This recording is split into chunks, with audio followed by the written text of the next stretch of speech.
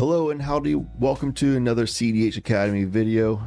Today we're going to be doing our very first deck guide / review, and what better one than the one I just won a tournament on in the past weekend. That's Crystal Inhuman Princess. Crystal is an explosive storm deck disguised as a mid-range control deck. Crystal is 1 in Gruul for a flying 2/3 creature that unfortunately doesn't have the human keyword to synchronize with the human silence creatures, so Cavern of Souls kind of misses the mark. However, her other text is really good. She says, whenever you cast a non-creature spell, Crystal deals X damage to each opponent, where X is the number of colors that spell is. Therefore, the main way that you win with this deck is through the curiosity effects. So once you have a curiosity effect onto Crystal, every time you cast a colored non-creature spell, it deals 1 damage or more to all the opponents, which triggers once for each opponent, no matter how much damage is dealt. But that does mean you get 3 triggers of drawing 1 card per trigger. This probably sounds really familiar to you because another very similar creature that does this exact thing, or I guess almost exact thing, is Vivv. Vivv is actually one of the top commanders in cEDH. So of course, out the get-go, you're going to assume that Crystal is going to be one of the best commanders in cEDH as well. While there's a lot of similarities between these two creatures, there are some very key differences. One of which is Vivv says that whenever you cast a non-creature spell, put a +1/+1 counter on Vivv, and it deals 1 damage to each opponent. It says any non-creature spell triggers to deal 1 damage to each opponent, puts a +1/+1 counter on Vivv. Does not have to be a colored non-creature spell, which means Vivv can lean into a lot more artifacts, while it means for Crystal, she naturally leans a lot more into an interaction package and away from artifact heavy. So very low on artifacts for Crystal. We don't even run Mox Opal because of that. We run a lot more interactions, instants, sorceries, enchantments. Other major difference is Crystal is a mana dork. She taps for Sans Black, aka Ink. So once you get her out, you can tap for all the colors you need. This means that if you want to keep getting mana during your storm, you need some kind of big mana engine such as Birgi, Stormcount Artist, or Jeskai Ascendancy to keep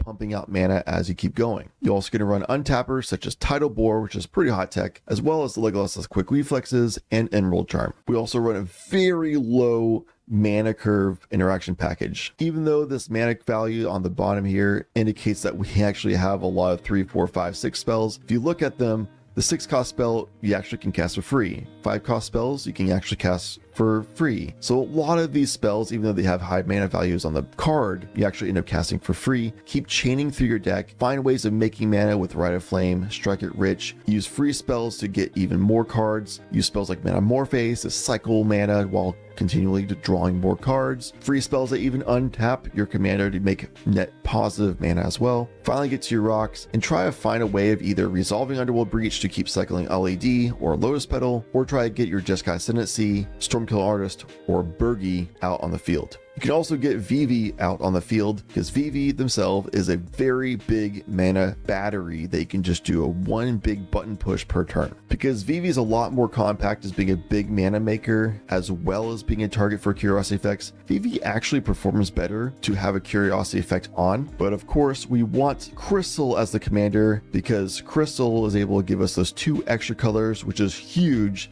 and a big part of why I think Crystal is going to be a better commander in cEDH than Vivv. White and green give us a lot of consistency and resiliency for our deck. First, touching on consistency is while Curiosity, Ophidian Eye, and Tandem Lookout exists within Vivv's colors of blue and red, Crystal having green gives us access to Keen Sense and Snake Umbra. Also, access to white means that we get Enlightened Tutor to be able to find an enchantment, which is most of our curiosity effects as well. Green also gives us a lot more mana ramping from Birds of Paradise, Noble Hierarchy, Tender Wall, Elvish Spirit Guide, and Wild Growth. We also get a little bit more card draw that's cheap and easy to cast on turn 1, such as Sylvan Library, and Esper Sentinel from the white side of things. White also gives us a lot of resiliency from silence creatures such as Jennifer Walters and Ranger Captain of Arrows, as well, of course, silence casts such as Silence itself and Orb's Chant. We also get Savine's Reclamation,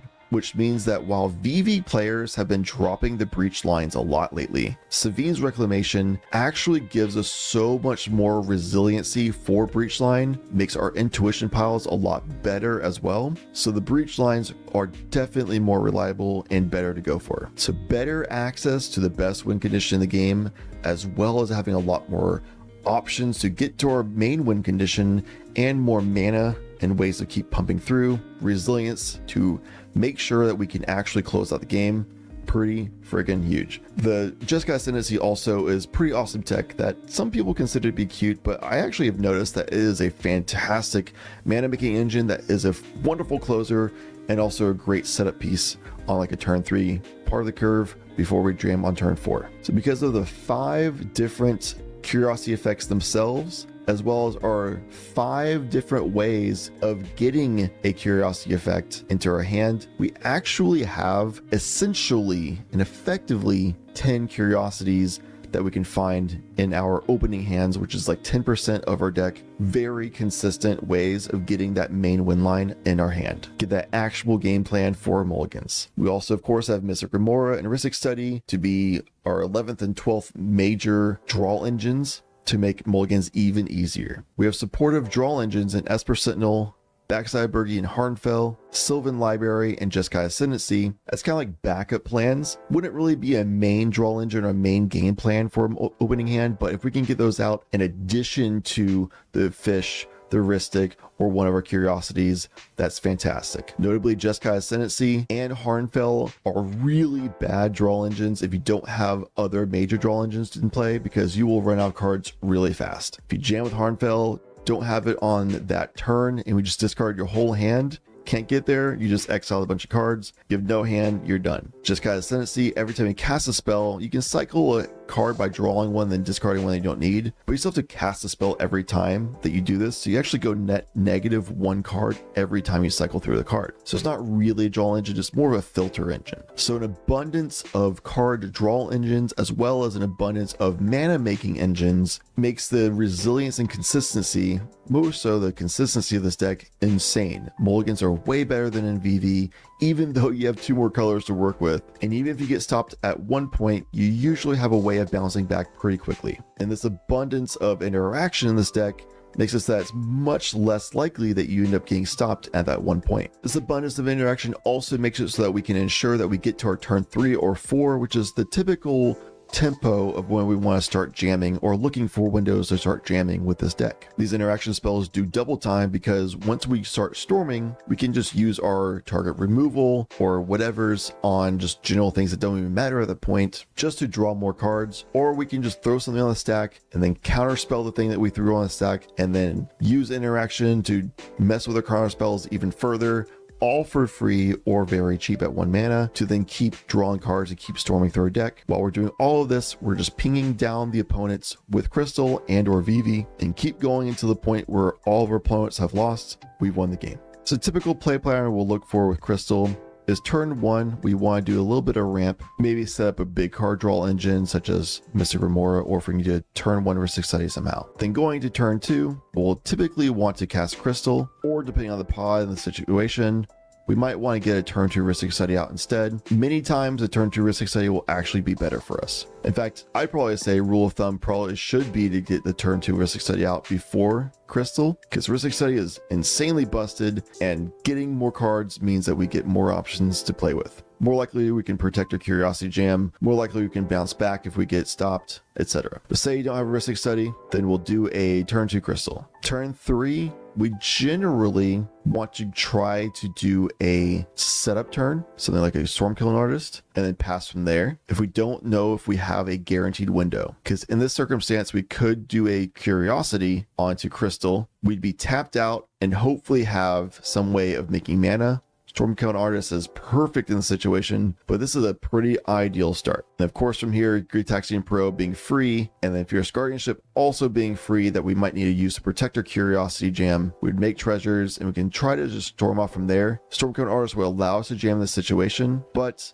if it seems like we might have more than one instance of interaction to deal with, we might want to hold off a little bit and see if there's a better window. Going into the next turn, luckily drawing Silence, we can usually just cast that, see if it resolves. We can fight over it as well with Fierce Guardianship that make us a bunch of treasures as well. And if we can get this to resolve, or even if it doesn't resolve and it seems like everyone else is out of interaction, then we can go ahead and try jamming that Curiosity. With these 2 treasures, we can just spend 2 life to draw 3 cards from a Curiosity effect, and then draw a card from a Gitaxian Probe. We can spend 1 of these treasures to cast Strike It Rich, which will actually get us another treasure once it resolves. Draw 3 more cards. And this is a good situation where we can show how we can actually hold priority, not get that treasure, realize that cards that we drew didn't allow us to keep going unless we use our own interaction ourselves. Pay 2 life, Mental Misstep, or Strike It Rich. We'll make a treasure from Stormkilled.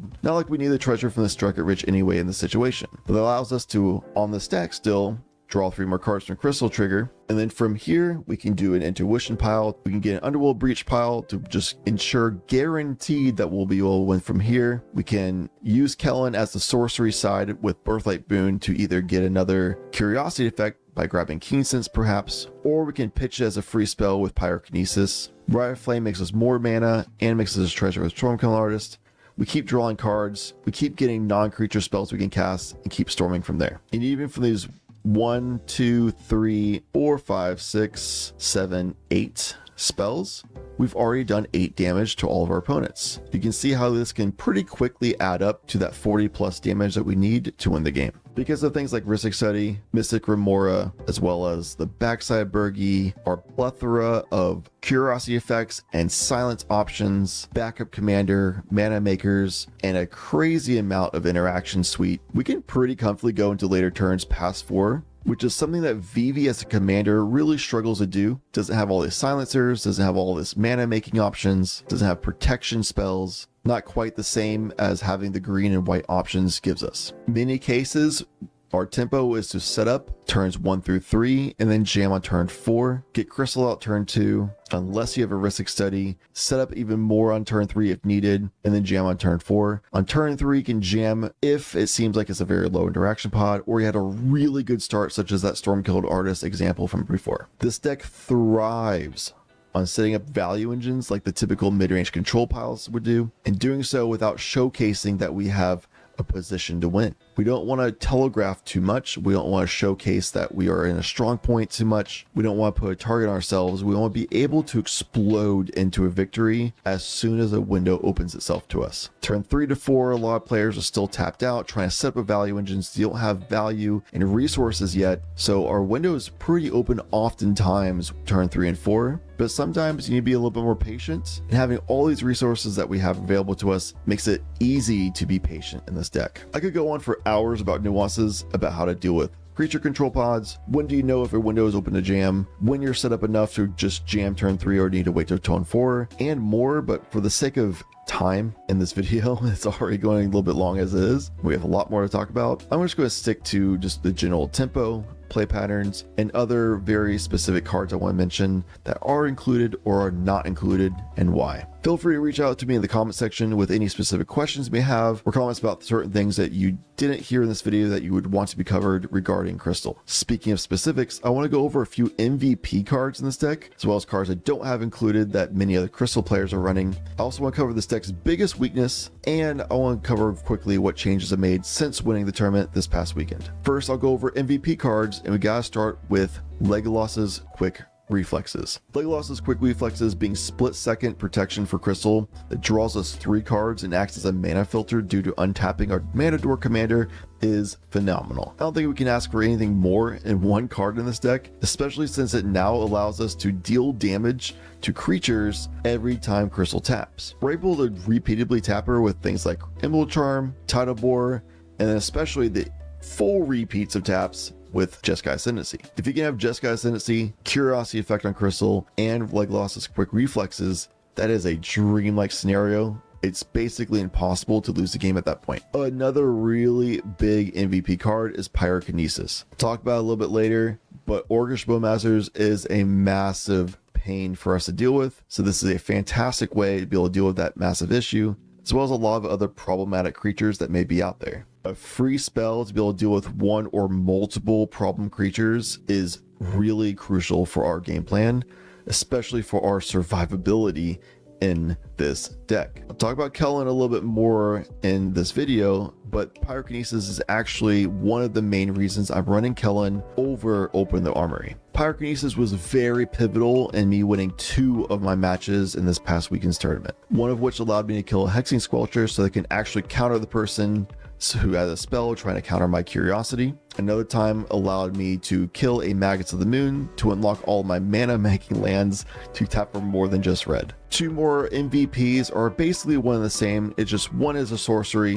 one is an instant, and that's Final Fortune and Last Chance. Final Fortune is strictly better than Last Chance purely because it's an instant spell. Otherwise, they are the same exact mana cost of 2 red pips, and both of them do the exact same thing where you take an extra turn off this one, you lose the game at the end of that turn. These spells are perfect for closing out the game. We have a great setup, but we're really tight on mana and we just need that one last untap to really just confirm and ensure that we'll be able to win. Maybe our mana base isn't great, we just have red, or we just resolve a Curiosity, but we only have 2 mana left. It's a little bit too tight for my comfort. I want to untap, have more mana, and keep pushing. We don't want to just sit around and wait until all of our opponents can have their own untapped steps, develop more resources, and have opportunities to stop us when we've already presented ourselves as a threat. We'd rather just close out the game right here, right now. My friend Church explained it to me best when I was originally doubtful on these spells. He said those extra turn spells are the best rituals in the game. Some rituals like Dark Ritual makes us pay 1 mana to make 3 mana. It's a +2 ritual. Rite of Flame in this deck is 1 mana, make 2 mana. That's a +1 ritual. Final Fortune and Last Chance can be 2 mana to untap for 5 or more mana, depending on how many lands and mana dorks we have. Considering we have Crystal, 2 to 3 lands at this point, that means we're probably going to untap to get 5 lands with another land drop, plus any other mana dorks, plus any other access to making big mana creatures like Burgi, Stormkilling Artist. We get Jeskai Ascendancy out because we have mana to actually cast those now. Rhystic Study and Underworld Breach are also obviously MVPs. I don't really need to explain much about it. I will say that Rhystic Study is a card that is the best card in the format. I'll be making a video entirely on this card in the near future. Drawing a lot of cards gives you a lot of options, which allows you to pivot and do whatever is needed to win the game. Pretty simple, but I'll elaborate in the future video. Underworld Breach is a card that is the best win condition in the game. I already made a video talking about how to use Underworld Breach, how to play around it, etc. I'll have the link to that video in the description below. In this deck specifically, Underworld Breach allows us that more consistency to ensure that we will always have those non-creature spells, and makes it a little bit easier to get that mana back that we need to keep closing out the game. Next, we'll talk about the biggest weakness of this deck, and that's creature removal. This is especially in the form of Orcish Bowmasters. We have a plethora of silences, non-creature denial, as well as stack interaction. My list also has a lot of target removal and gut shot, snapback, pyrokinesis, etc. Also have creature protection with like Legolas's quick reflexes, as well as Veil of Summer. But even still, creature removal, especially from other creatures, is the hardest hurdle to get around if that is put in place by your opponents. You might be thinking that it might be to resolve Curiosity. But like I said before, we have 10 effective Curiosity access points in this deck. So if somebody counters a Curiosity, you can just use like an Enlightened Tutor or something like that, or just have a Keen Sense in hand to be able to try to jam again. Meanwhile, if they kill your Crystal, then you need to spend 5 mana to get her back. And now you have to wait for Summoning Sickness to wear off so you can use her as a mana dork to take full advantage of all your untapping lines for like Legolas's quick reflexes, Immortal Charm, Tidal Bore, and Jeskai Ascendancy. Or if Crystal goes to the graveyard, or if Vivv is put out and put in the graveyard, we only have 3 ways of recurring those creatures, and that's via Sabine's Reclamation, Noxious Revival, and Underworld Breach. So 3 options of recursion and coming back for Vivv or Crystal to the yard, or 5 mana and maybe having to wait an extra turn to have Crystal come out. Really big hindrances, massive blows to our game plan and tempo if that were the case. Curiosity, far easier to bounce back from if that's countered, because we have so many more options to get those back.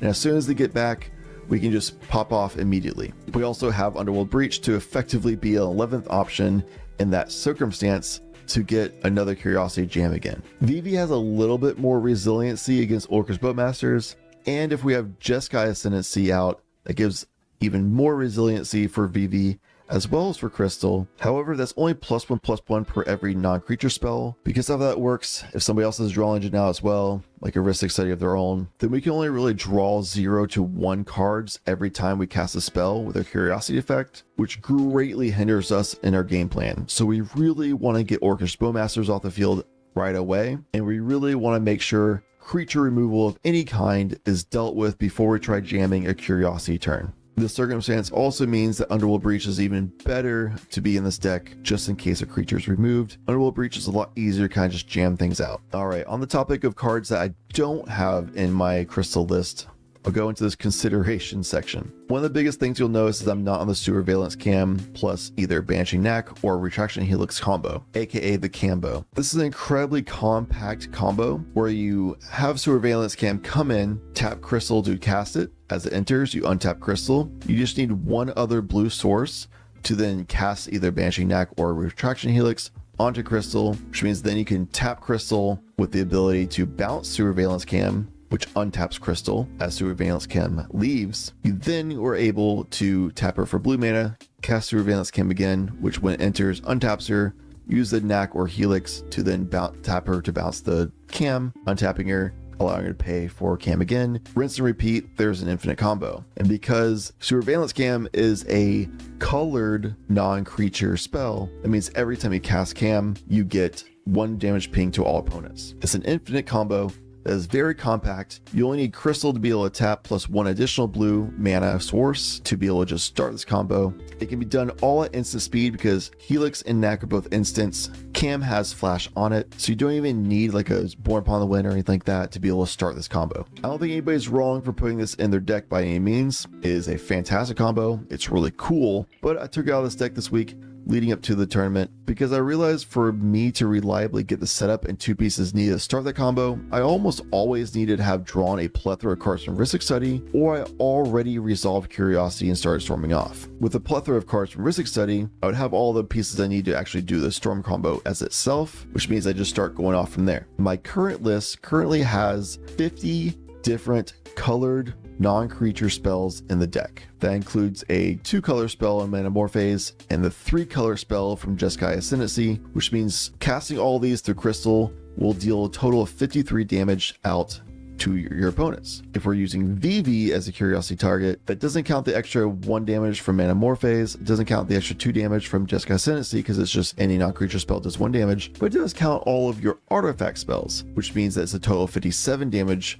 going out from Vivv. Now it's not counting using Noxious Revival to recycle one of those spells and then keep drawing that and storming off with it. It's not even counting recycling spells with Underworld Breach, which is a really big part of what our deck can do. Obviously you'd be doing that for your storm just as a insurance package, but that means that Crystal and Vivv combined can do 110 damage without the recycling of spells and more than enough damage on their own to take out all 3 opponents. This is on top of how you're typically going to be going for that jam on turn 3 or 4, where opponents are oftentimes at high 20 HP to mid 30 HP at that point, even easier to finish off the board. So in almost all circumstances, Surveillance Cam is completely unnecessary. The exception would be, yes, you can do it instant speed, which can matter if you're trying to win on an opponent's turn. However, we have Emergent Zone as well as Crop Rotation, and we have Born Upon the Wind as well as Mystical Tutor to find it. So we have 4 access points of getting instant speed, as well as a plethora of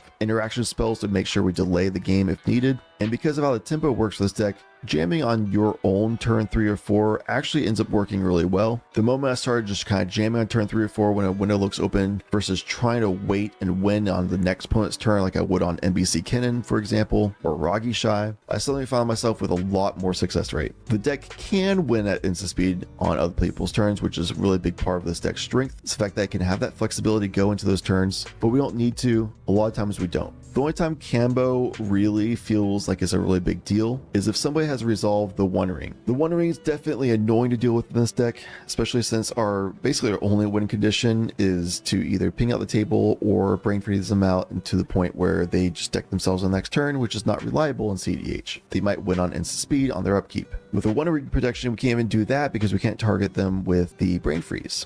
We can't do damage to them with our spread damage. they have protection. We don't do loss of life with either Vivv or Crystal. However, with the One Ring protection, we can still just ping out the other two opponents, and then we can use Noxious Revival to be able to cycle cards that would be important to win with on the upkeep of that one last opponent. Because on their upkeep, they won't have protection anymore. We can cycle these silence effects. We can have Hexing Squelcher out to be able to make sure those resolve. We can have Ranger Captain Eos out on the field. You can go ahead and get Jeskai Ascendancy out there so we can make sure we can keep making mana, or Stormkilled Artist. We can cycle Born Upon the Wind into hand so we can do things at instant speed to then either recast Breach or more likely cast Savine's Reclamation to then get the Breach out again. And from there we can keep storming off and either ping them down for the victory because we probably have both Crystal and Vivv out at this point, or we can just generate enough storm value that we can just cast Brain Freeze, mill out their library now that they're under a silence effect, and make them lose by decking out on their draw step. So even if they have the One Ring protection, we can still work around that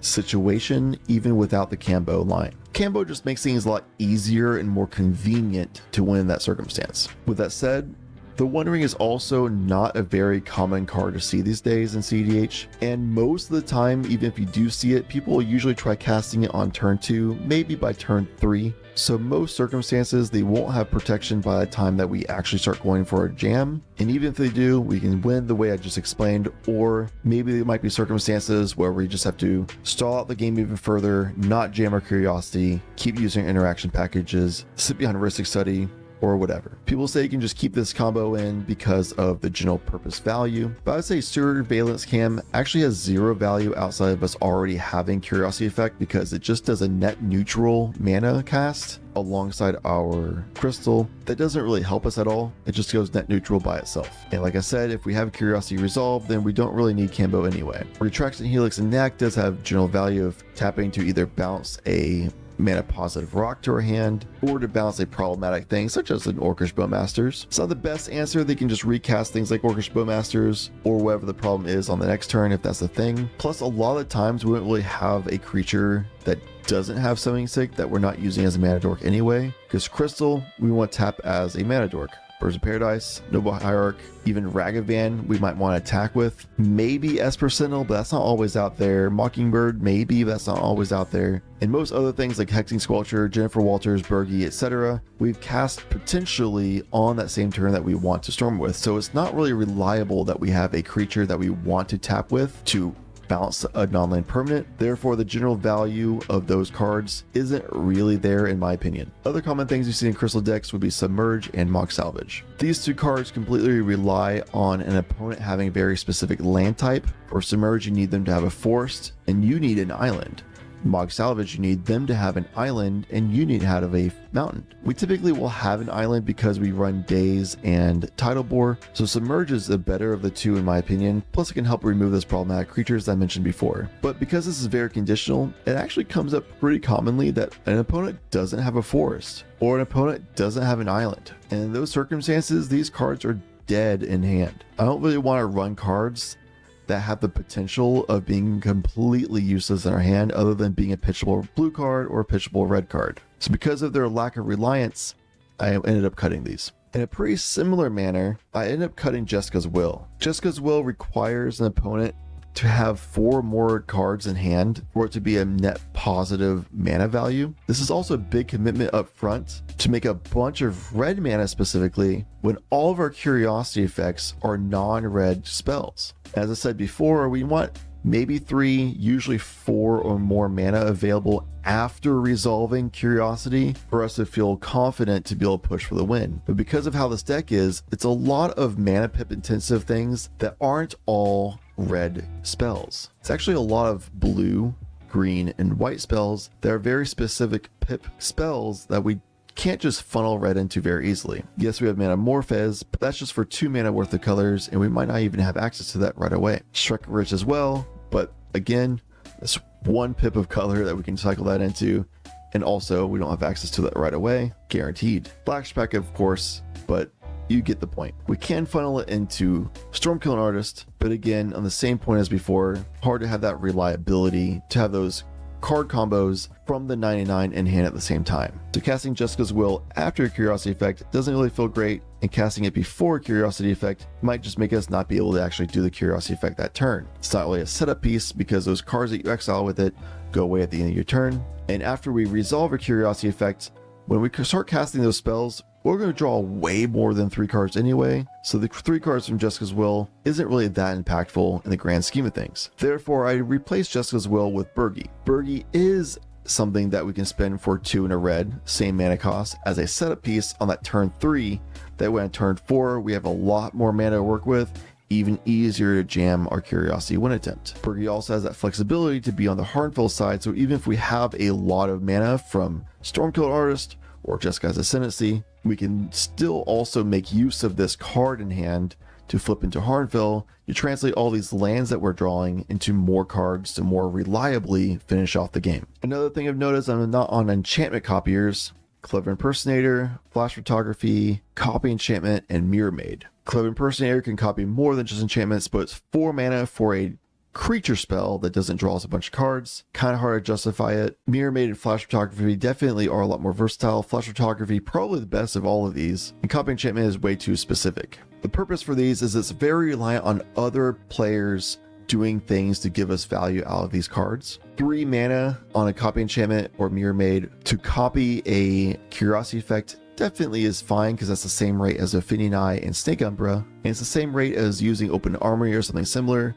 to find the 1 mana enchantment to then cast from there. However, that's pretty win more and not really necessary, and I feel like we already have enough options to get more Curiosity effects as it is. Other things aren't really that big of a deal for self-reliance. We don't really need a second heuristic study when we're about to jam Curiosity effects. We don't really need more than 1 Jessica Ascendancy because that does all of it needs to do on its own anyway. So try and go away from reliance on opponents and be more self-reliant. Make Swiss rounds a lot more reliable in this deck. It feels fantastic in Swiss. I don't care what pot I'm going into.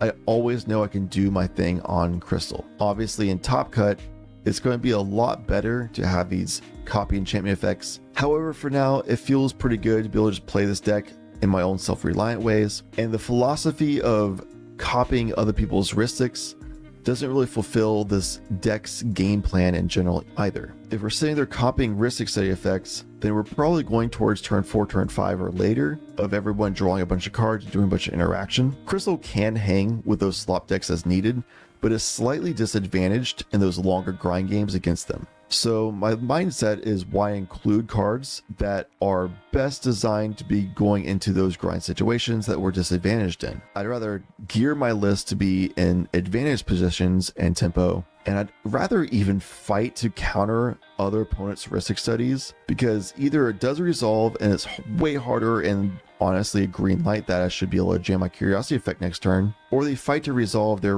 own heuristic, which means it's a lot less likely they draw into interaction to stop my Curiosity, which still follows my own game plan. And then of course if I go against some Thrasios deck or Roxai or Sisay or etc., maybe like a Magda or something, I feel super confident that I can just do my own game plan even up against those decks who might not really prioritize heuristic study very highly. Flash Photography is a spell that is super versatile. I can copy anything of my own or others. I can use it twice in the same card. This might end up in the deck later, but for now, it's not in it. You also notice I'm not on Valley Floodcaller. This is because Valley Floodcaller is 3 mana to not draw me cards. It's a pretty dead card to draw during a storm turn. Yes, it can synergize alongside Birds of Paradise specifically to give that the ability to untap and tap for mana every time I cast a non-creature spell. But like I said before, you can't really justify very easily a card synergizing with another card in the 99 because that is super unreliable to have both of those in the same game at the same time. And if you do reliably see both of those cards, then it's because you probably are already well off the races in your Curiosity Storm as it is. If you try to do Valley Floodcaller to make an instant speed line happen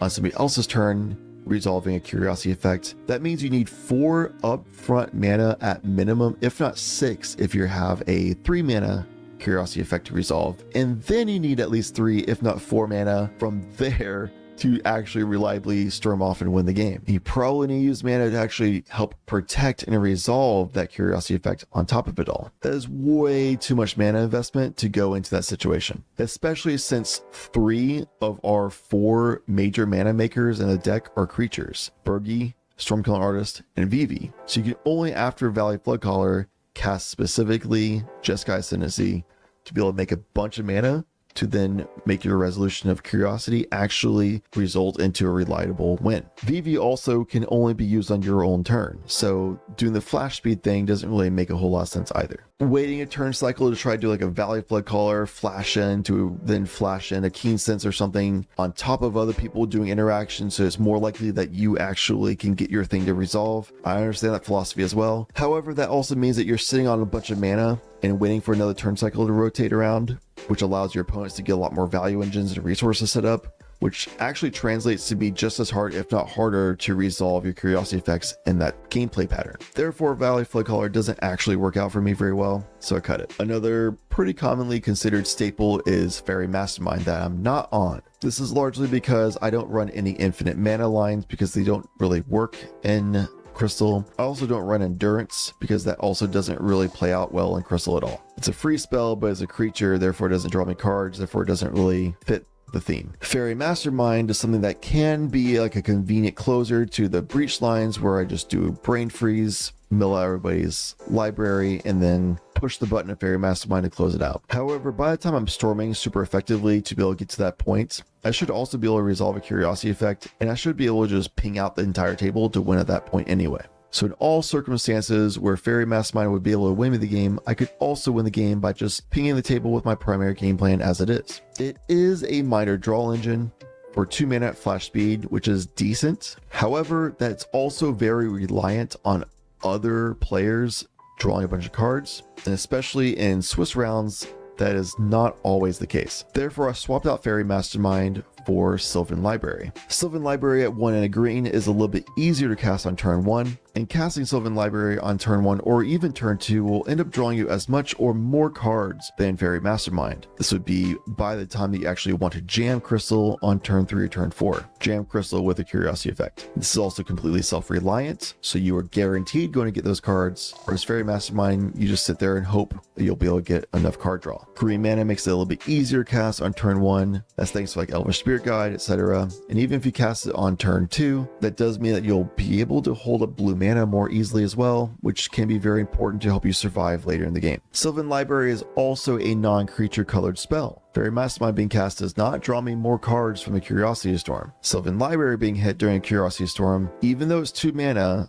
I would rather cast many other spells, but it can be something that can be cast and draw me more cards and keep storming off. It's something that triggers Vivv for more mana on the button later, Birgi for red mana now, and Jeskai Ascendancy for untapping Crystal and keep popping off. Real quick about Kellen over Open the Armory and Wargate. Birthright Boon specifically on Kellen. This is like the worst options for getting a Curiosity effect, so it's not really that big of a deal. This is more of just like a redundancy factor. Also can be just a 2 mana cast like Sylvan Library was, if needed during a storm turn. Kellen's also a red spell that I can pitch to Pyrokinesis, and as I said before, Pyrokinesis is a very important card in this deck. The alternatives to Kellen are Open the Armory or Wargate that people are running. For this deck consistency, it does not feel like I need more than one of these 3 cards. Therefore, picking one of the 3 seems the correct choice for tempo, redundancy, consistency, etc. Open the Armory and Wargate are both tutorable for Mystical Tutor, which is why a lot of people are on one of these 2 instead of Kellen. However, with Mystical Tutor, I never really found myself in a circumstance that I want to cast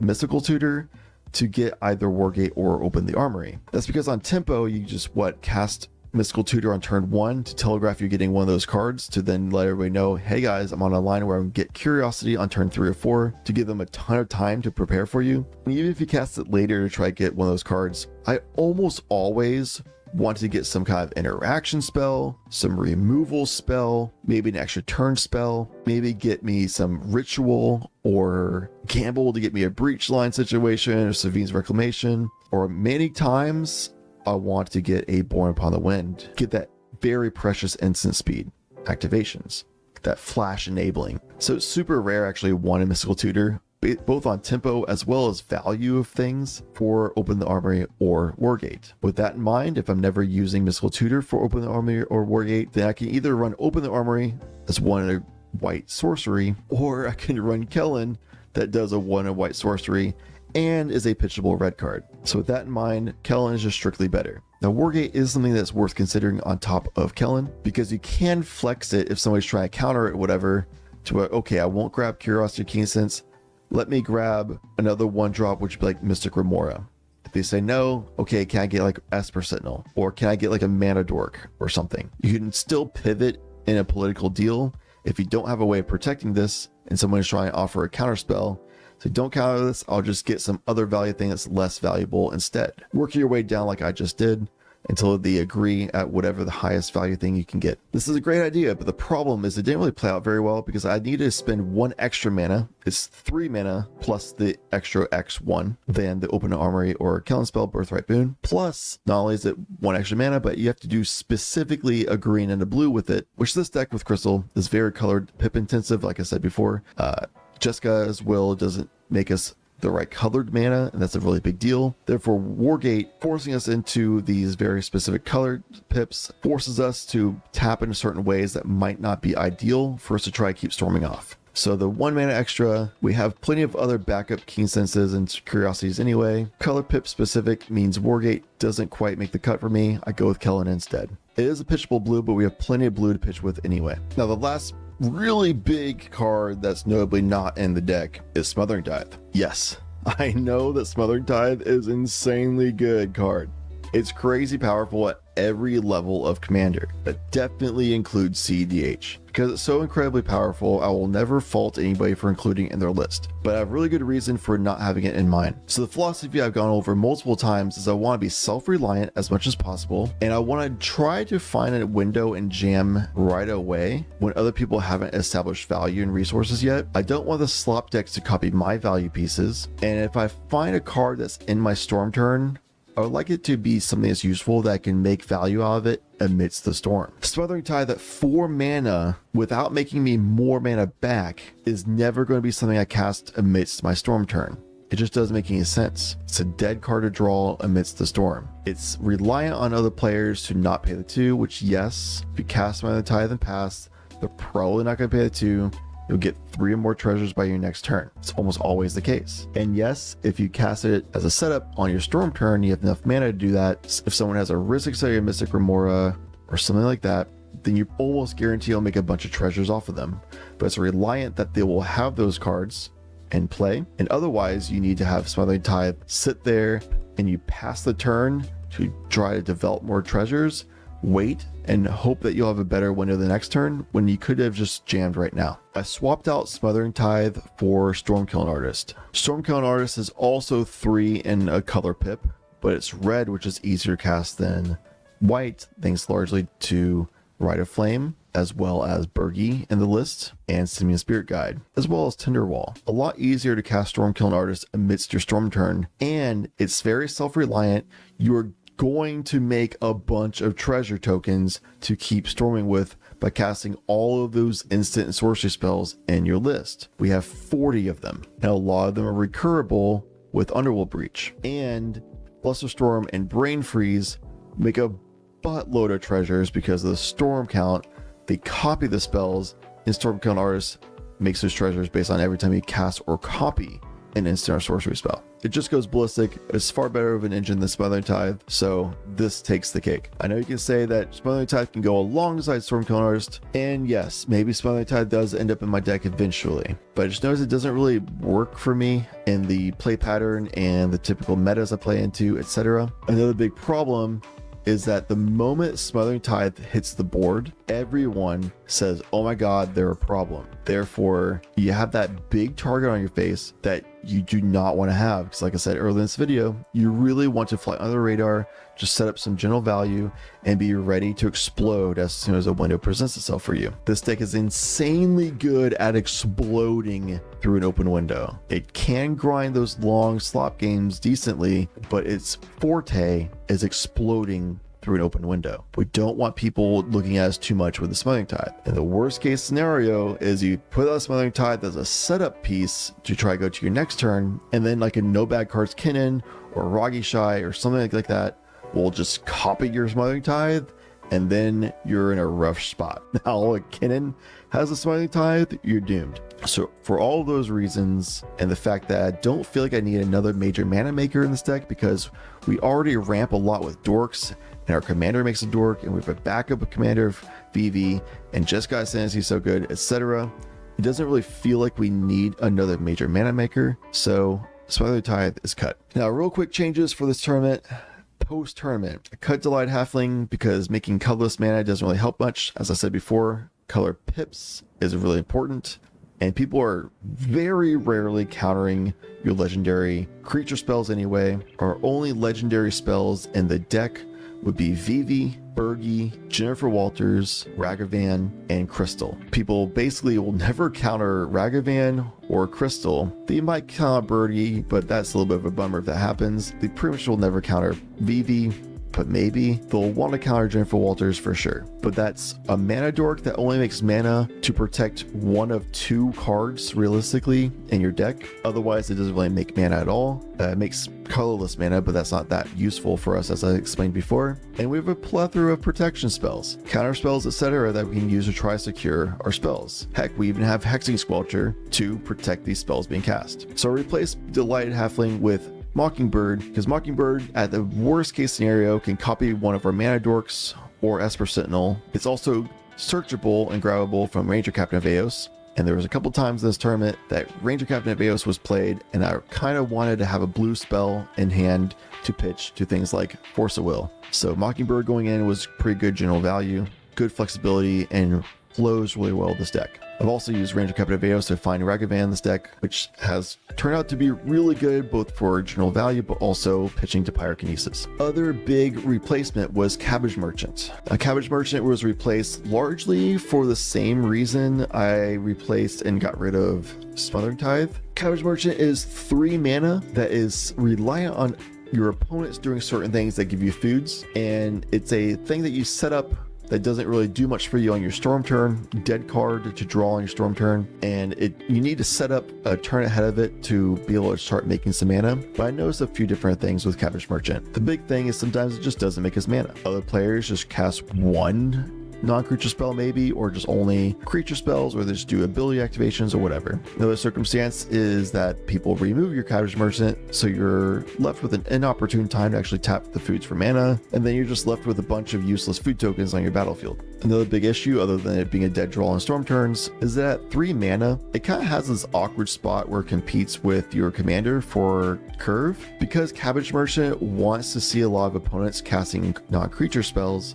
you really want to have it out on turn 2 at latest. If not, then like by the latest turn 3. As you probably noticed earlier, I said the same thing about Crystal. You really want to have her out on turn 2, and the only reason you wouldn't have her out on turn 2 is because you have Rhystic Study, which is insanely powerful. So at the latest for Crystal, you want to have her out on turn 3. So when do you really cast Cabbage Merchant? Kind of never. So because it doesn't have reliability and it competes for the tempo of when we want to cast Crystal, even if you don't cast Crystal, you cast Vivv. Because of that, I replaced it with Hexing Squelcher. Hexing Squelcher makes it a lot more reliable. They can actually resolve your spells such as the Crystal, Vivv, Jennifer Walters, etc., as well as the Curiosity effects. So more reliability to actually resolve your things and start doing your thing. This is a pseudo silence on your own turn, because even if somebody tries like removing Hexing Squelcher and then countering something, you only need one counter spell at this point to protect your Hexing Squelcher, whereas otherwise you'd need counter spells on all their other things that counter your stuff on the stack. You just kind of hang out instead.